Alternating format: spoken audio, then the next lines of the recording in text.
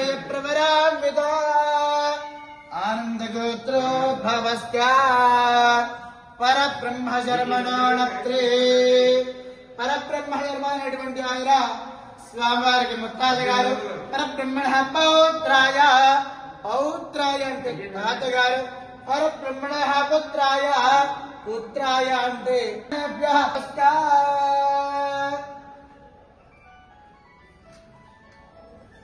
దుష్టదక్షిణాయ శ్రేష్ఠాక్షణాయ శ్రీమదఖిలాండకోటి Brahmanda నాయకాయ Shri బృహన్మహస్వామినేవరాయ వృణీమహే వృణేకం అహోదాస్వామః